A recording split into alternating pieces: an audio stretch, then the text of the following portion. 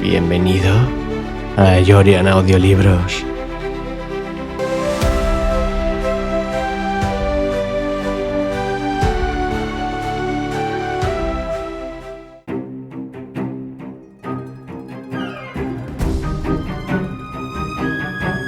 Diez puñaladas, segunda parte.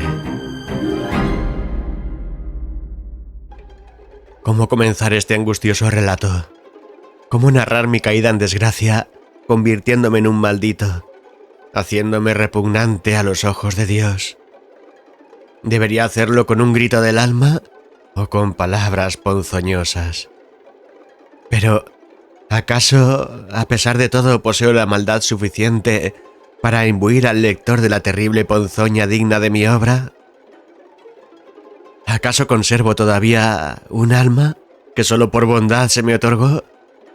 Y de ser así, ¿no he perdido ya la capacidad para sufrir por el dolor ajeno? ¿No la he perdido para hacerlo sobre cualquier cosa concreta? ¿Y cuál es la naturaleza de mi dolor? Nada podría responder a esta pregunta. Sí sé, sin embargo, cuál es su origen y cuál será su final. Apenas un rato después de escribir la última palabra de mis precipitadas memorias, saltaré al vacío, a través de la ventana que ya abrí y que espera paciente el acto final. Se preguntarán por qué lo hice y sin duda se dirán una y otra vez que fui estúpido. Podría dar respuestas tales como que no soportaría arrastrar mi alma de condenado entre el resto de los hombres. Que se haría inaguantable para mí que mi interlocutor me tratara con respeto, sin sospechar que ante sí se halla una repugnante forma de mal, escondida tras una inocente envoltura. Podría decirles que los golpes que atronan la puerta, acompañados de vez en cuando por las palabras tranquilizadoras de quien fue mi amigo, me intimidan hasta el extremo. Pero todo esto sería falso.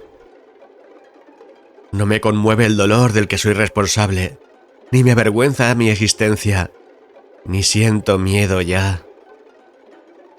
Antes decía que no entiendo la naturaleza de mi dolor. Sin embargo, puedo decir de él que es tan mayúsculo que todo lo abarca, que nada me permite sentir. 1000 gritos desesperados apagan todo sentimiento en mi corazón y confunden mi mente. No siento ya el apego a la vida, tan solo la necesidad devoradora de poner fin a tan terrible caos que descompone mi ser, fibra a fibra. He actuado al servicio del diablo. Ha realizado en mí su obra y le he dado plena satisfacción. He ganado la indiferencia de Dios. Ahora es el diablo quien me reclama. Lo hace atronadoramente y en un tono tan imperioso que no sería capaz de negarme. Por otra parte, ¿qué sentido tendría hacerle esperar? ¿No es cierto que mi alma ahora le pertenece? ¿Que la ha tomado con libertad, sin ofrecer nada a cambio? Pero el tiempo apremia. Noto que quien está tras la puerta pronto se abrirá paso entre la montaña de cadáveres que he arrojado para atrancarla. ¿No me está pidiendo que recapacite? Ah, Bernardo, valiente estúpido.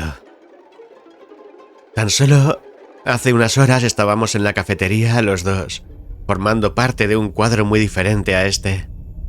Yo hablaba apasionado acerca de un cuento de Polidori. ¿Recuerdas? Cuánto he disfrutado con las lecturas sobre vampiros. Desde mi primera infancia me convertí en un voraz consumidor de este género de libros. Tú sonreías, desdeñoso, a mis palabras. Creo que no prestabas atención a cuanto decía, pero poco me importaba. No tenía más interés que hablar a alguien de una obra maestra. Era habitual que te hablara de la literatura oscura durante el café previo al trabajo. A veces te sonrojabas, contrariado, como haría una madre celosa, y entonces me advertías, me exigías y hasta me implorabas que arrojara algo de luz sobre mi vida. Otras veces La ira que sentías era tan profunda que se manifestaba en desdén, y asegurabas que me había buscado este trabajo para disfrutar del espectáculo de la muerte, que no contento con una magistral descripción de la misma, había optado por aspirar en persona los insalubres vapores de la descomposición del cadáver. Pero tu burla llegaba aún más lejos, y asegurabas que mientras tú estudiabas a Pawlowski, yo hacía mis estudios sobre Ambrose Bierce y su tropa de infelices. Pobre iluso, esperas convertirte en un médico reputado cuando no eres más que el vigilante de la morgue. Estudias a los teóricos de la medicina moderna, analiza los cuerpos del depósito de cadáveres hasta donde sería imposible no levantar sospechas. ¿Cuántas veces te habré encontrado en el relevo jugando con un escalpelo, simulando por dónde cortarías las yermas carnes de algún pobre desgraciado? ¿No te sonrojabas violentamente cuando te sorprendía? Sin embargo, qué lejos has estado siempre de sospechar que yo hacía otro tanto, aunque mis motivaciones eran totalmente distintas a las tuyas. Tú gozabas imaginando que dabas una clase magistral de anatomía a un montón de estudiantes que aplaudían tus precisas observaciones y tus asombrosos descubrimientos. Sin embargo, yo veía a mi alrededor el mal, iluminado por la tenue y parpadeante luz del techo. Yo me sentía siempre observado por los cadáveres que me rodeaban, y cuando me volvía, creía descubrir cómo uno de ellos volvía a cerrar los ojos para no dejarme advertir que su pretendida languidez no era más que una farsa para tranquilizar mis crispados nervios. Tú pasabas gran parte del servicio en la sala de los cadáveres, imaginando que aprendías cosas que al resto le pasaba por alto. Pasabas horas mirando la tonalidad de la piel de uno de ellos, lo palpabas, fisgabas en todos los recovecos que te era dado analizar, sin estropearlo con incisiones que llamarían la atención sobre ti.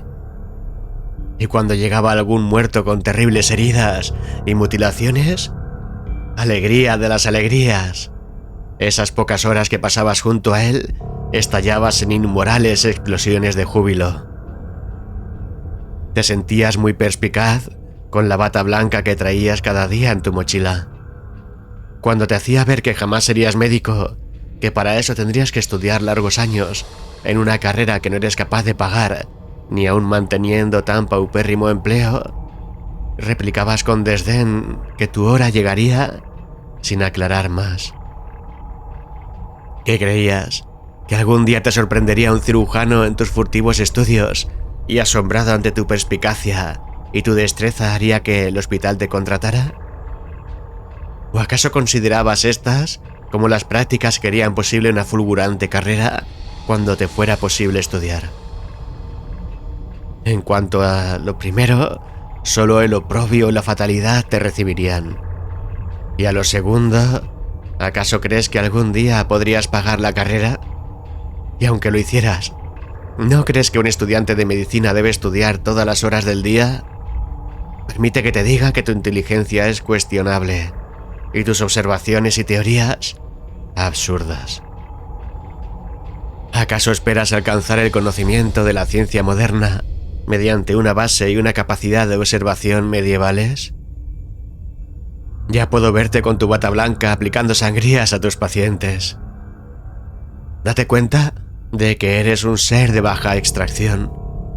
Nada se espera de ti y nada te será permitido. Solo trabajar. En nuestro caso, se trata de cobrar una insignificancia insultante con la que apenas podemos sobrevivir en solitario, viendo nuestra vida pasar entre cadáveres durante 12 horas diarias y sin nada que hacer. ¿Te sigues riendo de mi pasión por la literatura?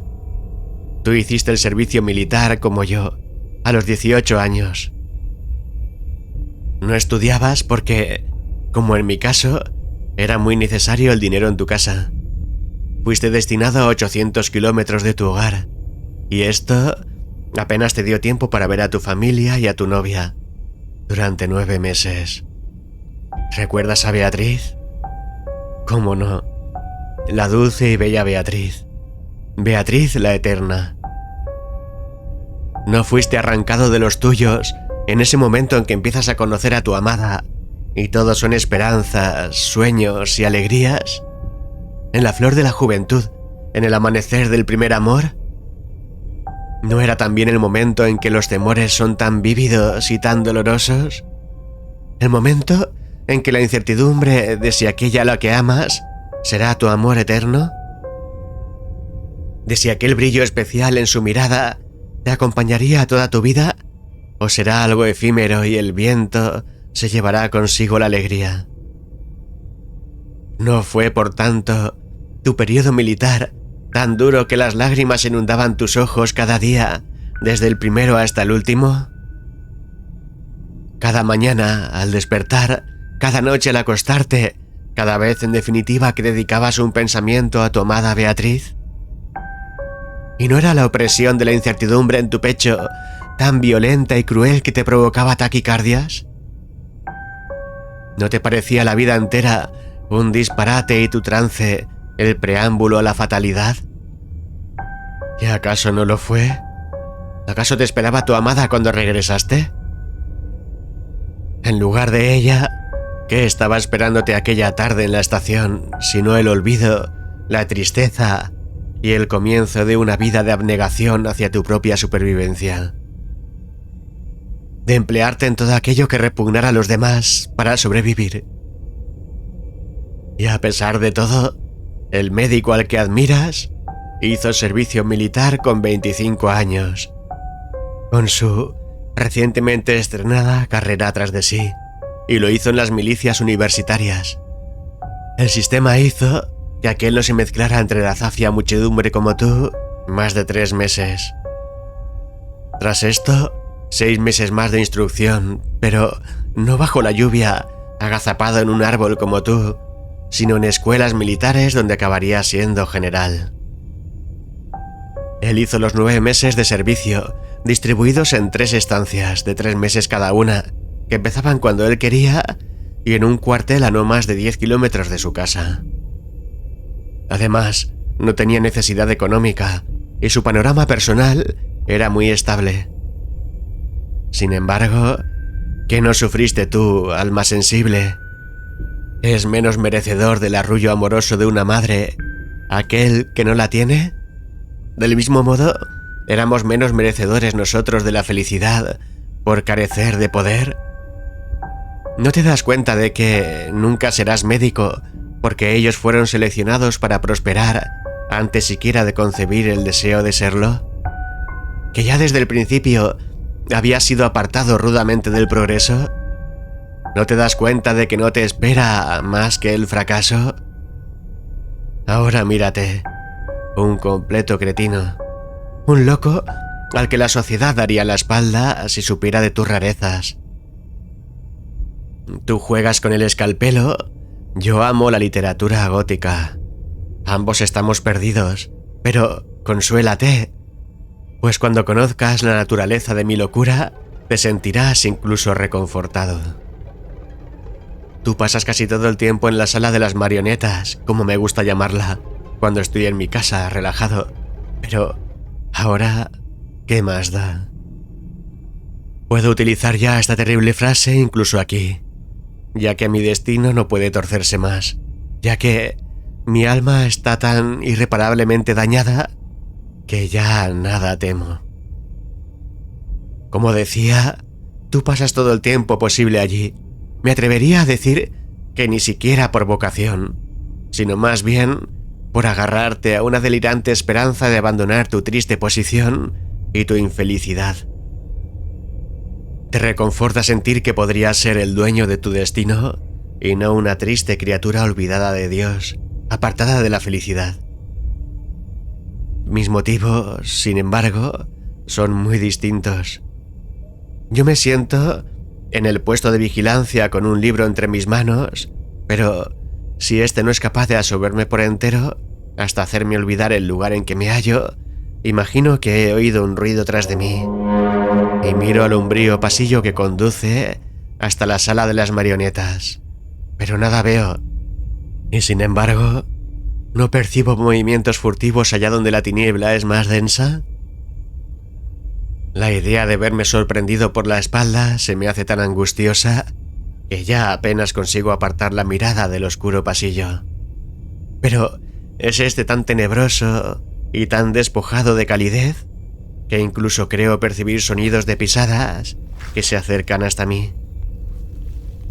Me veré sorprendido por una monstruosa forma desfigurada ante la visión de la cual la parálisis de terror me postre a su merced. Entonces enciendo la linterna y suspiro, aliviado, al ver que nada hay de lo que deba preocuparme. Pero el juego de sombras, la visión de la fría puerta tras la cual mora la muerte, me provoca una sensación de angustia tal que no me siento capaz de apagar la luz y ceder a aquel terreno conquistado al horror. Pues siento que en cuanto lo hiciera, oiría la puerta abrirse y no conseguiré volver a encender la linterna. Es en esos momentos cuando me parece percibir ruidos dentro de la sala de marionetas. Finalmente, decido encender la luz de la sala y vigilar los cadáveres de cerca durante toda la noche. Para ello cojo tu escalpelo. Sé que lo guardas en el primer cajón del escritorio. Y dejo tras de mí la puerta abierta y asegurada con alguna camilla vacía. Es entonces cuando mi angustia llega hasta el extremo. Cada momento me vuelvo y creo ver un cadáver retornando a su posición inicial. El nauseabundo hedor de la muerte me provoca náuseas y me pregunto por qué te gusta a ti. Te maldigo. ¿Te sorprende? ¿Qué pensabas?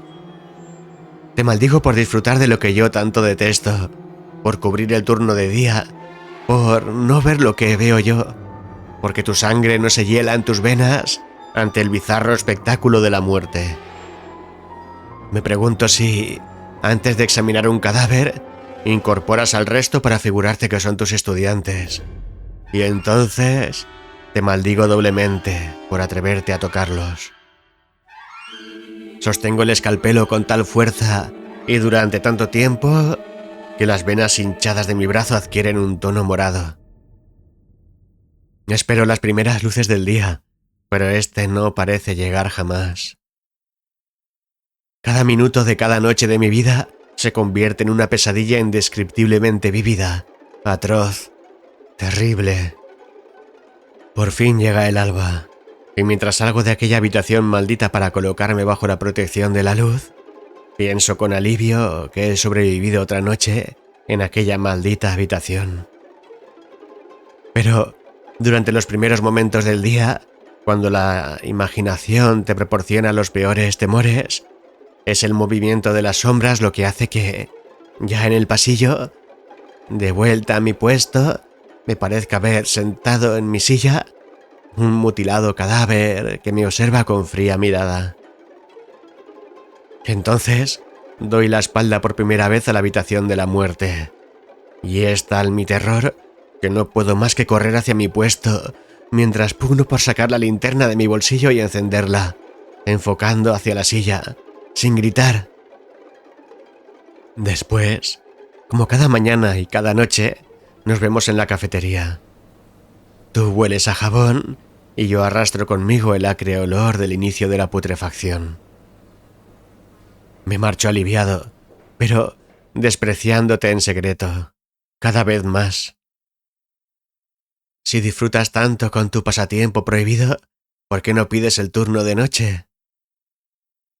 Quizá porque todo cambiaría, porque hallarse en la misma situación por la noche haría que tu experiencia se transformara en otra de puro terror.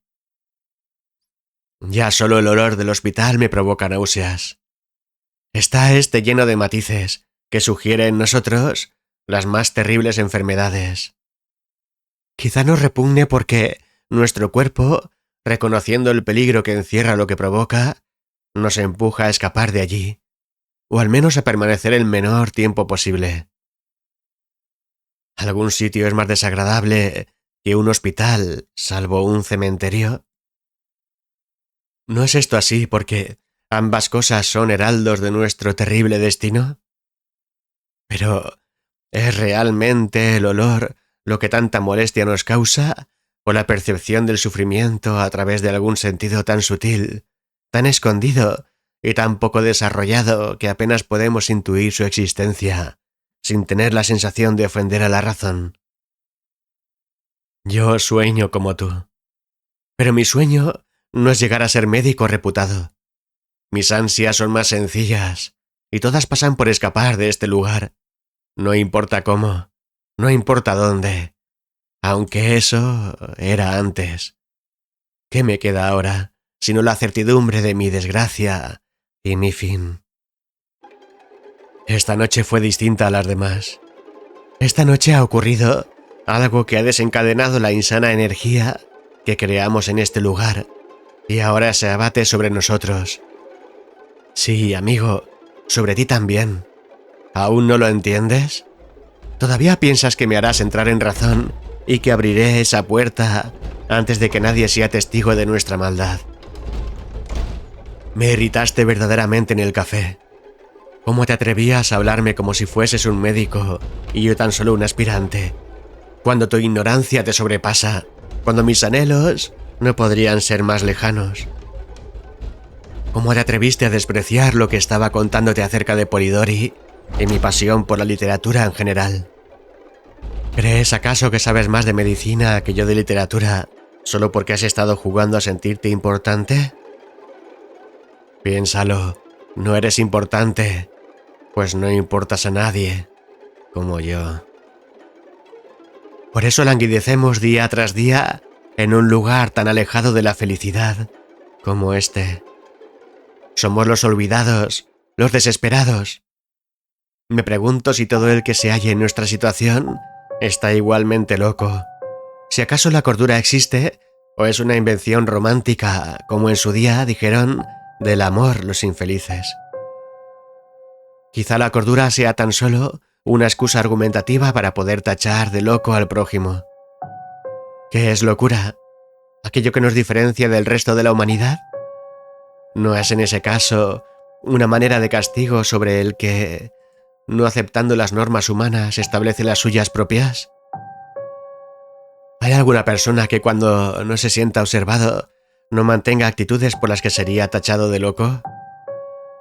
En cualquier caso, nunca me he sentido tan alejado de la idea de cordura como en este momento. ¿Qué me ha arrastrado hasta esta enojosa situación? ¿La llamada del demonio? ¿La fatalidad? ¿El abandono de Dios? ¿O mi mala estrella? No podría decirlo, pero ¿qué más da? Ya todo se ha consumado y, como decía al principio, tan solo queda el acto final. Pero antes narraré, lo mejor que pueda, los terribles sucesos que esta noche se han cernido sobre mí. Esta es la historia de mi caída, y como con ella arrastro a dos almas infelices. Pero estaba escrito que algo así acontecería. Nosotros hemos sembrado el germen del mal. Es inútil buscar consuelo en Dios.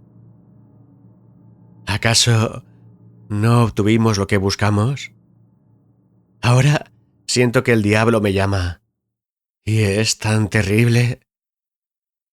Tras la conversación que antes he descrito, subí a la última planta del hospital a realizar mi servicio. Es curioso. Siempre me pregunto por qué el director del hospital es tan cretino.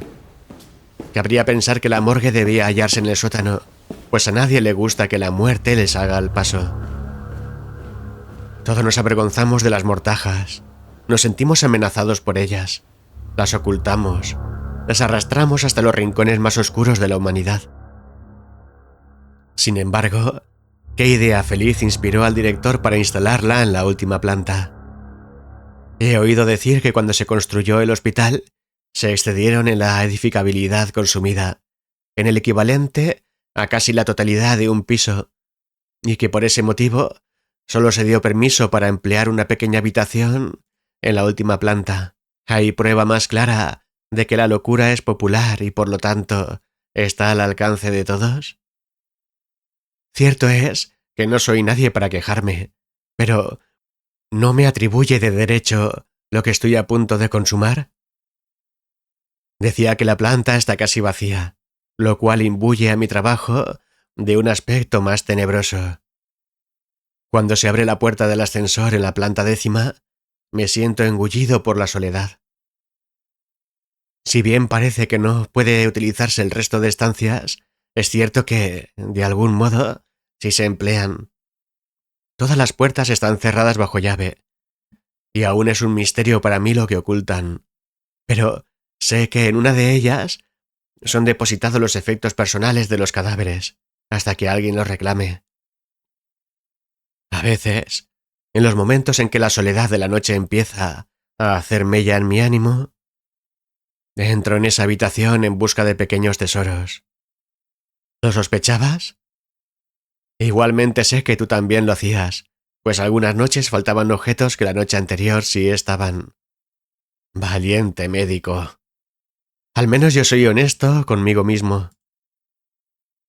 Esta noche, como tantas otras, entré en la estancia y no di crédito a lo que allí encontré. Un libro, quizá un tesoro. Su nombre, Locura. Parecía uno de esos libros góticos cuya lectura tanto me deleitaban. Sin dudarlo, me apropié de él, pensando en devolverlo si acaso no me gustaba. Tras la primera página, una advertencia acerca de las terribles historias que encerraba. En cualquier otra situación, hubiera reído con ganas, pero esta noche, en la morgue, no. Sentía como cada uno de los avisos se cernía como una condena de muerte. Pero no podía detenerme. Había encontrado quizá una distracción para pasar la noche. Así pues, me senté en mi puesto de guardia y comencé a leer con avidez. No podía evitar girarme de vez en vez, preguntándome si realmente serían ciertos los hechos narrados, aunque naturalmente estaba convencido de que a la luz del día todo aquello me parecería una bobada. Sin embargo, la idea de que una sola de las historias fuese real, como se indicaba en la advertencia inicial, me llenaba de espanto e inquietaba hasta el extremo.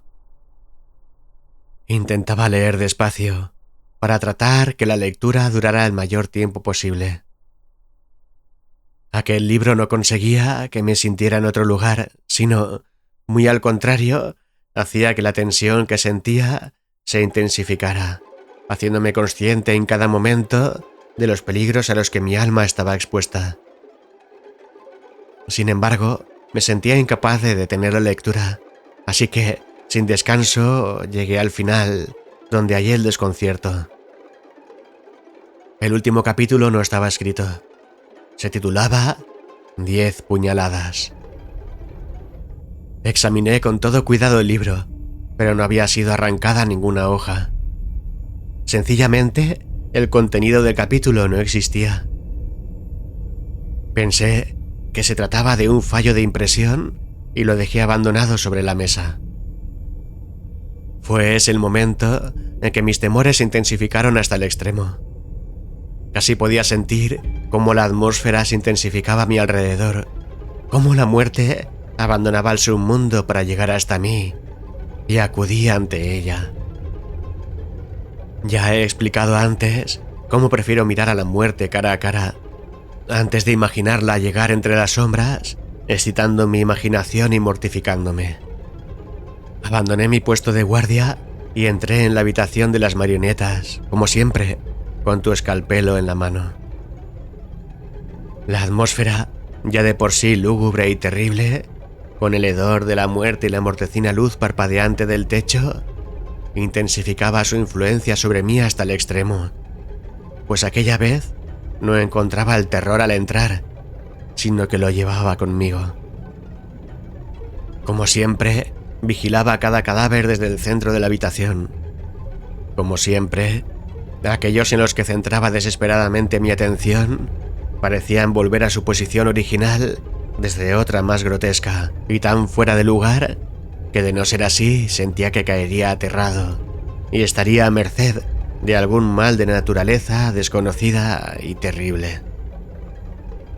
¿No tenía aquel un brillo especial en la mirada?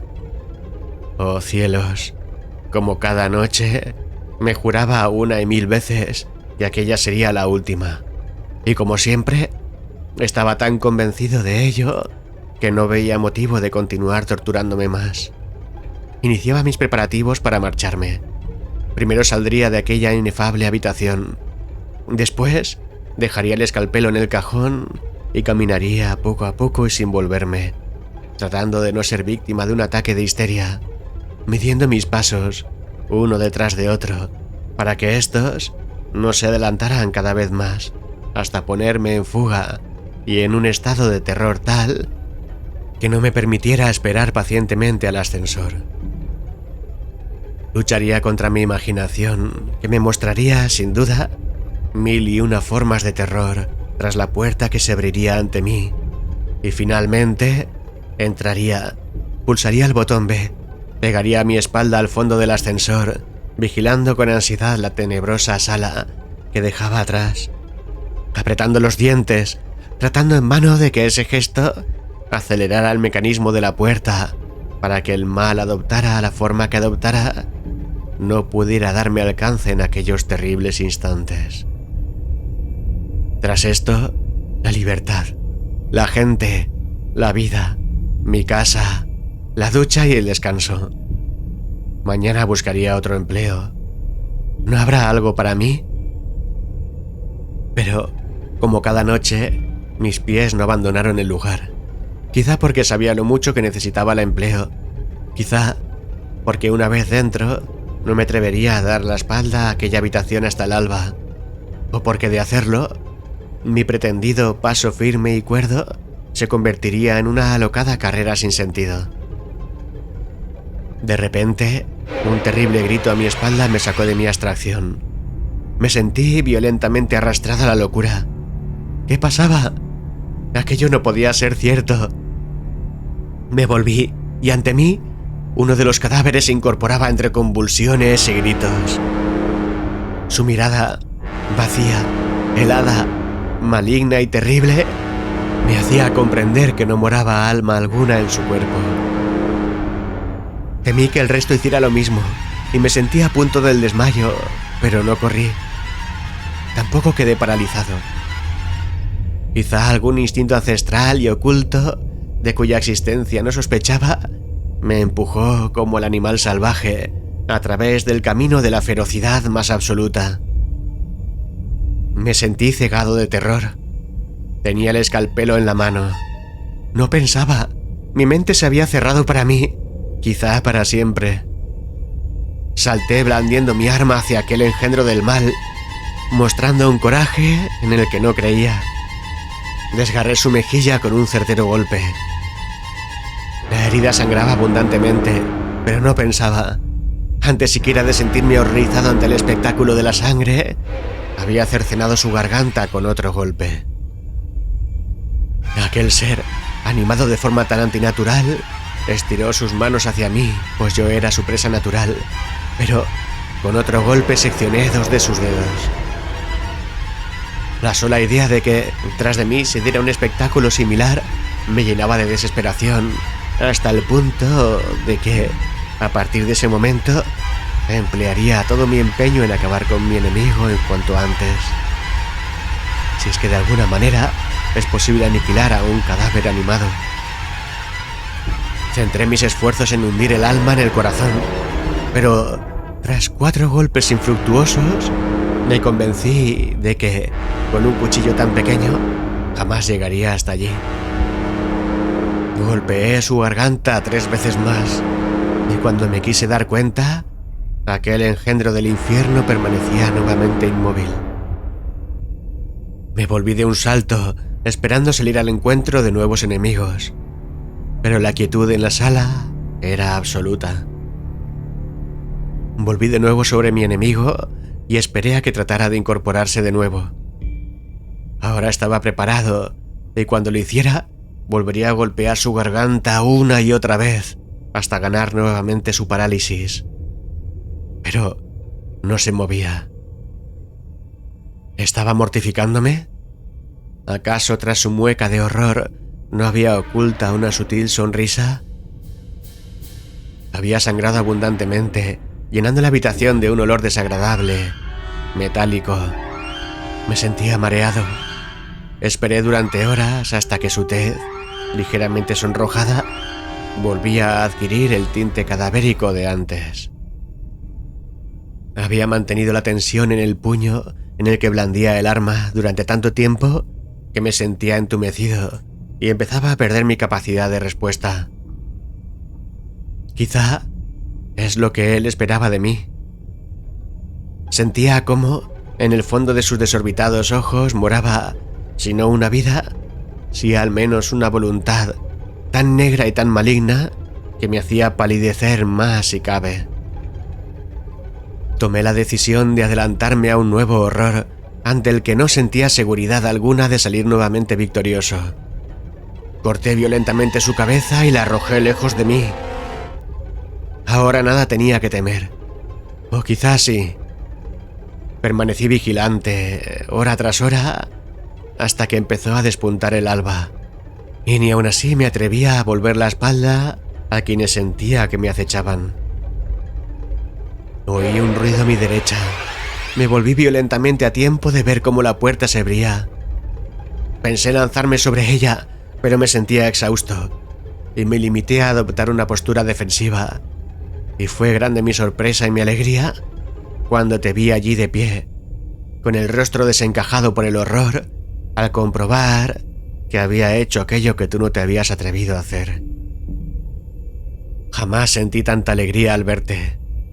En los últimos tiempos no había sospechado que la visión de tu rostro pudiera ser motivo de alegría para mí. Y sin embargo, allí estabas. Te habías aparecido como mi ángel salvador. Tu sentimiento, no obstante, era contrario al mío. Me observabas con la más viva repugnancia. ¿Qué has hecho?, me habías dicho. Traté de explicarte con las mejores palabras posible todo lo que arriba he descrito, pero tú no querías creer. Me considerabas un asesino. Si se ha levantado, ¿por qué demonios lo has abatido a puñaladas? Porque estaba muerto, grité al borde de la histeria. Si se había levantado, no estaba muerto, estúpido. Si está vivo, no está muerto. Debes dejar de leer tanta literatura de terror. La cabeza me daba vueltas. Trataba de justificarme, de recordar cada instante, para hallar un indicio claro de que aquel hombre que se había levantado estaba muerto. Sin embargo, todo lo recordaba borroso. No hallaba nada concluyente, pero todo cuanto recordaba me daba leves indicios de que en aquel hombre no había morado vida alguna. Sin embargo, ¿cómo demostrarlo? Y ante la imposibilidad de dar respuesta a esta cuestión, la realidad cayó sobre mí como una sentencia terrible y dura. Caí de rodillas. El arma resbaló de mi mano al suelo. Lloré amargamente. Mi mente buscaba desesperada algún medio de arreglar lo que no tenía solución. Y cuando caía en la cuenta, mi desesperación sobrepasaba todos los límites de la cordura.